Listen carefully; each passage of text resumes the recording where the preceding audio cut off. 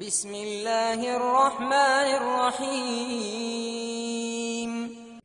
ایسا ہی ایک موقع تھا، رسول اللہ صلی اللہ علیہ وسلم نے سیدنا معاذ سے فرمایا، تدری ما حق اللہ علی العباد وما حق العباد علی اللہ، کیا تم جانتے ہو اللہ کا بندوں پر کیا حق ہے اور بندوں کا اللہ پر کیا حق ہے؟ فرمایا کہ حق اللہ علی العباد ان یعبدوہ ولا یشرکوا بہ شیئا، اللہ تعالیٰ کا بندوں پر یہ حق ہے کہ بندے اللہ کی عبادت کریں اور اس عبادت میں کسی کو شریک نہ ٹھہرائیں۔ دو حق سمجھ لیجیے، ایک حق بصورت اثبات، دوسرا حق بصورت نفی۔ اثبات کیا ہے؟ ان یعبدوہ، اللہ کی عبادت کریں۔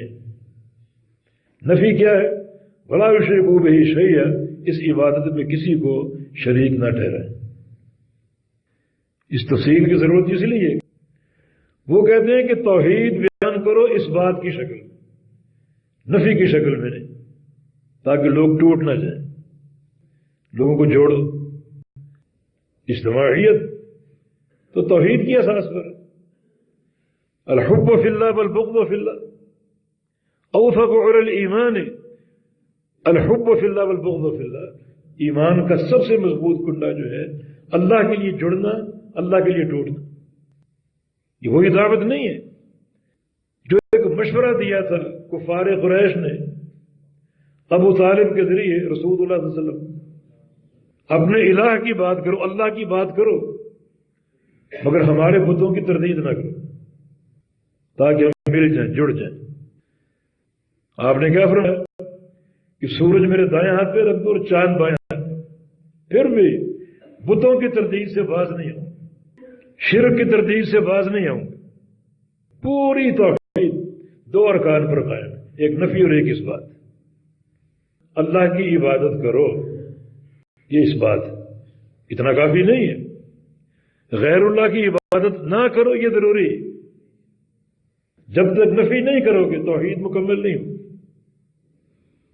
اللہ تعالیٰ مشکل کشا ہے، یہ اثبات ہے۔ اللہ تعالیٰ کے سوا کوئی مشکل کشا نہیں ہے، یہ ساتھ ضروری ہے۔ اللہ تعالیٰ حاجت روا ہے، ٹھیک ہے، اس کے سوا کوئی حاجت روا نہیں ہے۔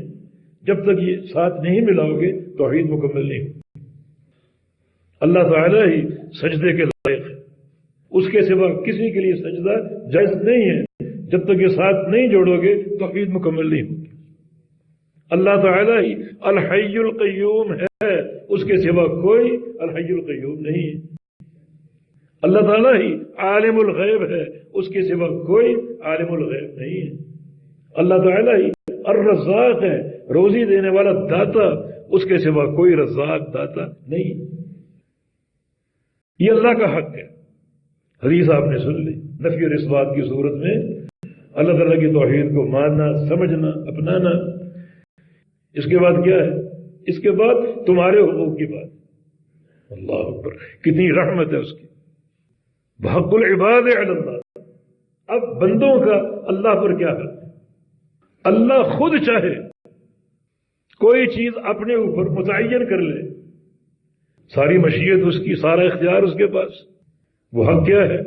بحق العباد علی اللہ، بندوں کا اللہ پر یہ حق ہے، اللہ یعذب من لا یشرک بہ شیئا، کہ اللہ تعالیٰ ایسے بندے کو کبھی عذاب نہ دے جس بندے نے کبھی اللہ کے ساتھ شرک نہ کیا۔ یہ آپ کا حق ہے، جہنم سے بچا لے اور جنت کا داخلہ دے دے۔